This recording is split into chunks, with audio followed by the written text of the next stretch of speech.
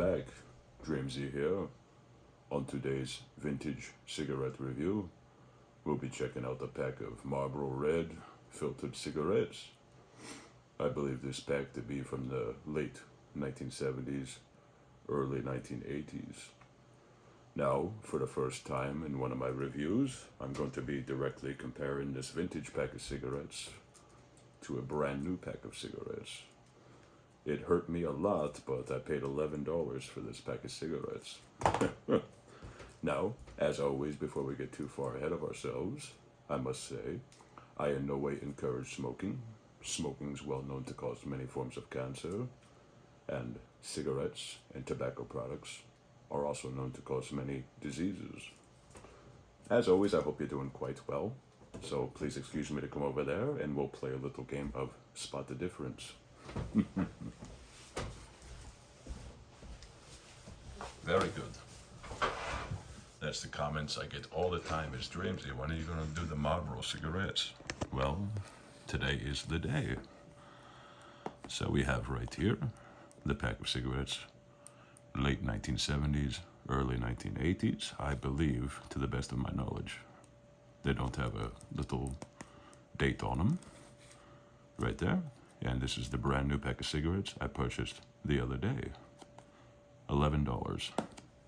Ludicrous. So we'll play a little game of Spot the Difference. First thing I see is PM Inc. and then PM USA. Then you could see this little gold ribbon here. You get Vini Vidi Vici, which is I came, I saw, I conquered. And you can notice that is missing on the brand new package. And there's a slight color differential. You can see that. That could just be age. That could be that the newer package is just a brighter white. I do not know. I wasn't really around until the late 1980s, so I wouldn't know. All right, we'll flip these guys over. Whoop. Their sides here. We can see the change here. Now there's no barcode on this one from the late 70s, early 1980s. We'll see on the side there, please do not litter. And we'll see Marlboro.com, limited to eligible smokers 21 plus. For product information, you get your 1-800 number. Then Marlboro, Philip Morris, USA, Richmond, Virginia. And you get FSC, which I found out today, that means Fire Safe Cigarette. And you have your nice barcode.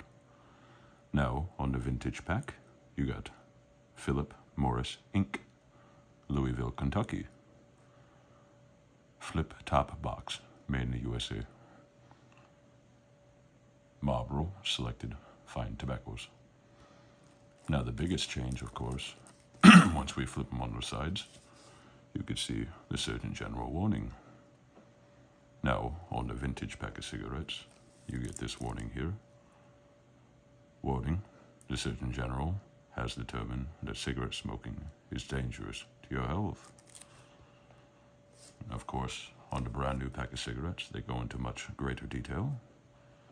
And they will tell you, Surgeon General warning, smoking causes lung cancer, heart disease, emphysema, and may complicate pregnancies. Underage sale is strictly prohibited. All right, I am a resident of Pennsylvania, so you get the Pennsylvania tax stamp. These were in my first unboxing video. They were South Dakota tax stamp. We'll top of the box. Just get your plain Jane Marlboro. And you could be a Marlboro Rewards Program member, so that's pretty spiffy. Alrighty, before we get into cracking them open and doing a dissection portion, we'll just briefly go into the history of Marlboro, I suppose. So we'll wake the old iPad up here. And if you don't like this portion, you can certainly just fast forward through all of that. But try to pan this up the best I can. Very nice. Awesome. Let's see. Wake up. Marlboro is an American brand of cigarettes owned and operated by Philip Morris USA within the United States and by Philip Morris International outside the U.S., except Canada, where the brand is owned and manufactured by Imperial Tobacco Canada. Marlboro's largest cigarette manufacturing plant is located in Richmond, Virginia. Now we go way back in the day here. iPad's falling asleep here. In 1846, British tobacconist Philip Morris opened a shop on Bond Street, London, selling tobacco and rolled cigarettes. After his death from lung cancer in 1873, his brother Leopold and widow Margaret continued the business, growing it, and opened a factory in Great Marlborough Street, London, from which the name was taken.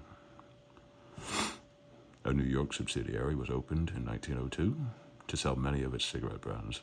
The name Marlboro was registered in the U.S. in 1908. Although no cigarette was marketed under this name until 1923, in 1924 the brand was launched. They were first marketed as America's luxury cigarette. They were mainly sold in hotels and resorts. Although in the 1930s, it was starting to be advertised as a woman's cigarette based on slogans mild as May. However, it was also in 1885, a brand called Marlboro Red was already being marketed as a lady's favorite by Philip Morris & Co.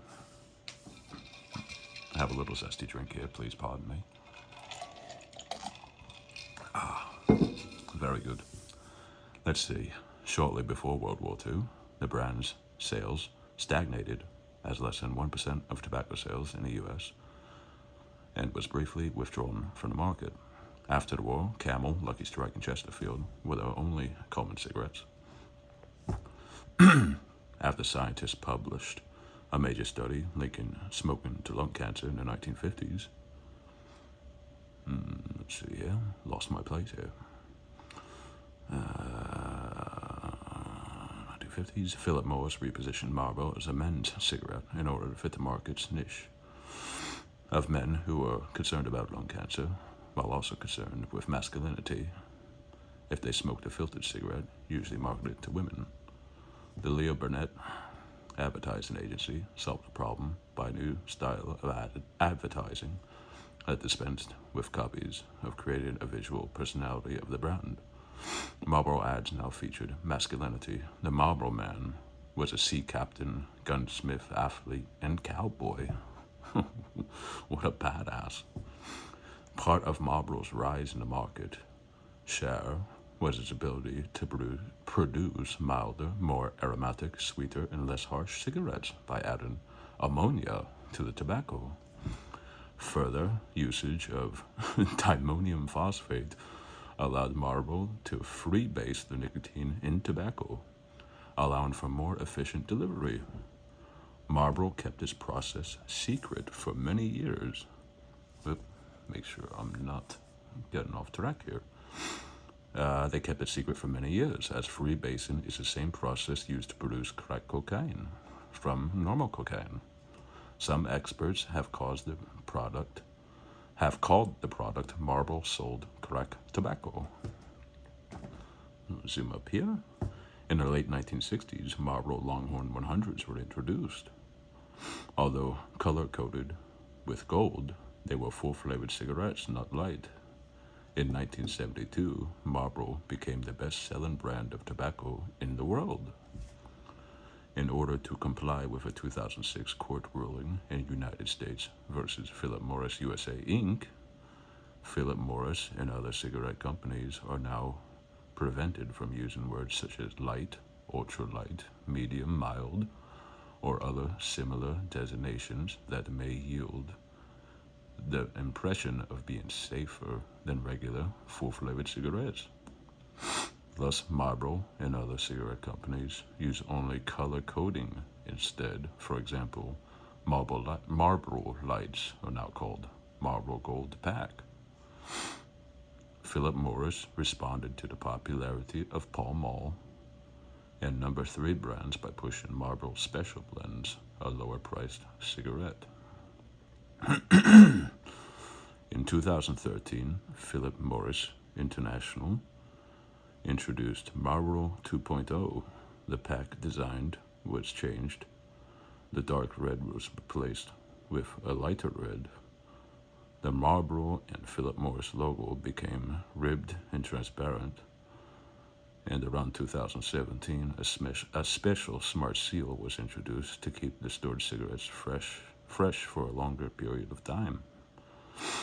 The Marlboro 2.0 packs are mainly available in Europe and some parts of Africa, Asia, and Latin America, but not in the US, Canada, or Australia due to plain packaging, and New Zealand.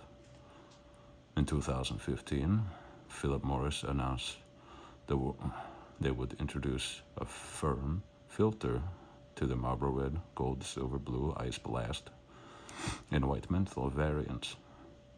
Philip Morris, managing director for the UK and Ireland, Martin Inkster, said that the firm filter technique was added to offer quality that you can feel is a cleaner way to snub out your cigarette. In January 2023, the U.S. Food Drug Administration approved of marketing around the U.S. for multiple Marlboro vape heat sticks. Sienna heat stick, amber heat stick, and bronze heat stick. Enough of that crap. All right, back to the important matter at hand. We'll crack open the vintage pack, because that's what's important right now. One last little look here. They're Philip Morris, Kentucky. You can see some tobacco's been knocked loose over the many, many years. All righty.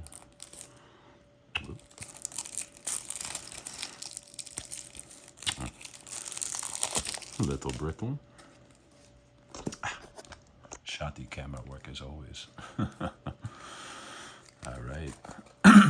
We get our lovely pool. Okay, let's give it a sniff. I'm not going to forget this time. Oh boy, that's lovely. I can't wait. I did forget to grab my tweezers though. All right, we're going to put these guys right here. And we're going to crack open a brand new pack of cigarettes. See, you don't get a pool. You get a nice little members only smoking 21 plus. I'm going to give these a sniff as well. Here we go. There is a big, big difference there. This pack smells much nicer. This one kind of has an artificial smell to it. If I had to say, this one smells better already, so that's not a good start. But you know, it is the dissection portion, so you're gonna have to excuse me while I grab my gargantuan cock cutting board here, because I got to pull out the big guns. So why don't we start with the vintage Marlboro cigarette. We'll pull that out. You can see here, just get Marlboro in a plain gray text. We'll get our brand new, very expensive cigarette, Marlboro. The text looks a little bit thinner. Yeah, you can see the text is a little bit thinner. Well, I want to be very careful. She might be brittle. Nope, holding up quite nicely. Pan up a little bit here. Very good. Pull this guy out. Keep these guys up here so we know what's cooking. So, check our crispiness. A little bit. Very good. Okay, late 1970s, early 1980s. I think that's when they introduced the hard pack.